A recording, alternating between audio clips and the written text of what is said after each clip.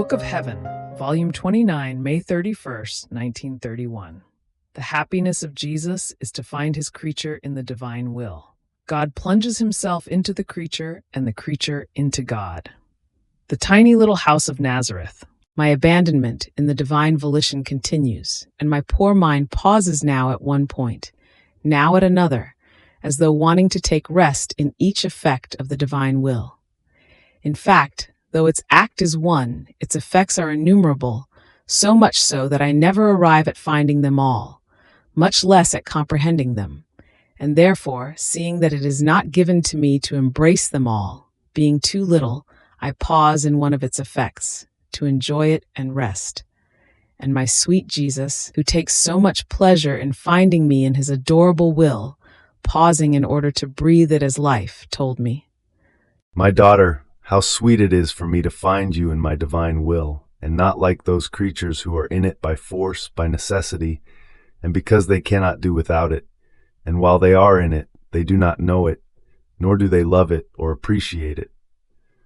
But in finding you, I find you voluntarily. You know it and love it, and you reach the point of finding your sweet rest.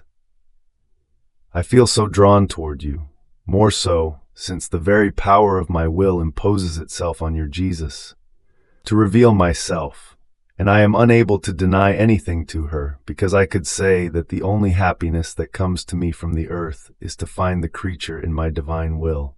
And when I find her, I want to repay her for the happiness that she gives me, first by rendering her happy, and then by preparing her and disposing her to do an act in my will.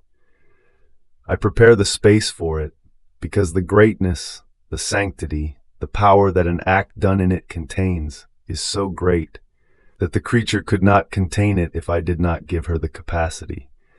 Therefore, one who lives in my will is inseparable from me, because while she has done one act, I must prepare her for the next act.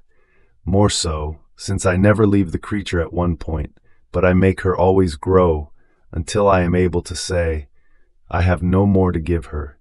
I am content, for I have given her everything.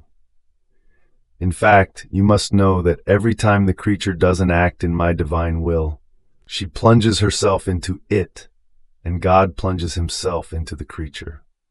So in plunging into each other, God communicates his new act never interrupted, and the human will remains at the mercy of the divine will, and feels new love, new power, new freshness, with all the divine refreshments, in such a way that in each act she feels herself being reborn again in the divine life.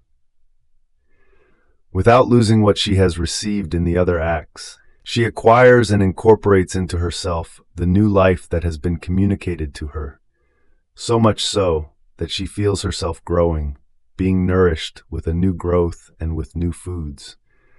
So one who lives in our will acquires ever new knowledges of her Creator, and the new knowledge brings her the current of the continuous new act that God possesses. Don't you see the heavens, the stars, the sun? Do you perhaps see any change in them?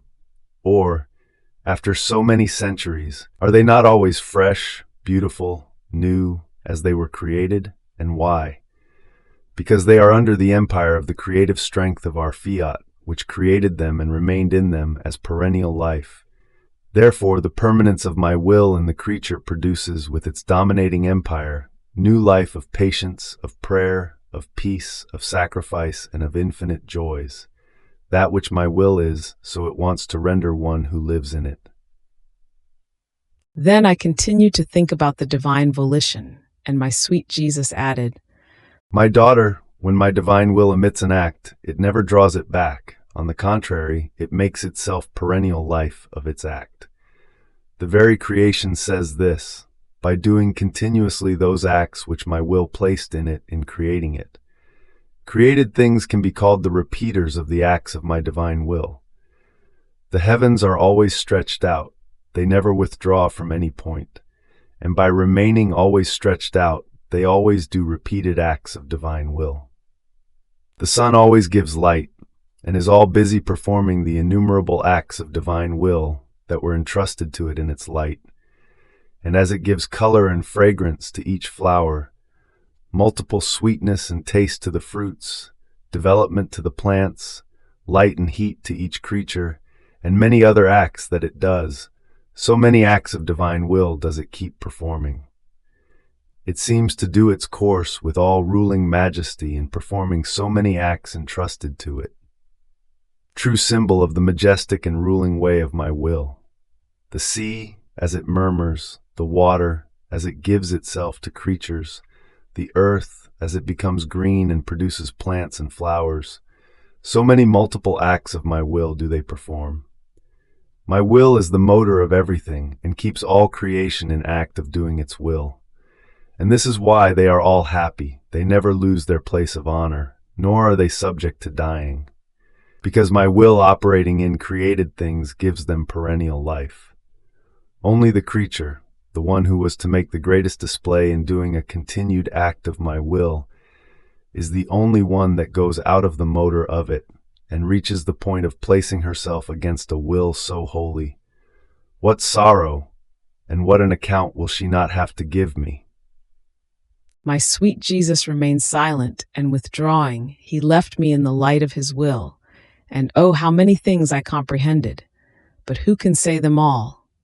More so, since in it one speaks with celestial terms, and in finding myself inside myself, I must adapt the celestial terms to the human.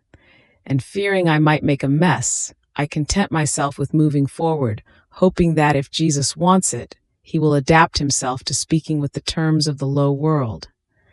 After this, I continued my acts in the divine fiat, and my poor mind paused in the little house of Nazareth, where the Queen of Heaven, the celestial King Jesus, and Saint Joseph were in possession of and lived in the kingdom of the divine will. So this kingdom is not foreign to the earth. The house of Nazareth, the little family that lived in it, belonged to this kingdom and kept it in full force. But while I was thinking about this, my great King Jesus told me, My daughter, indeed the kingdom of my divine will has existed upon earth, and therefore there is the sure hope that it will return again to its full force.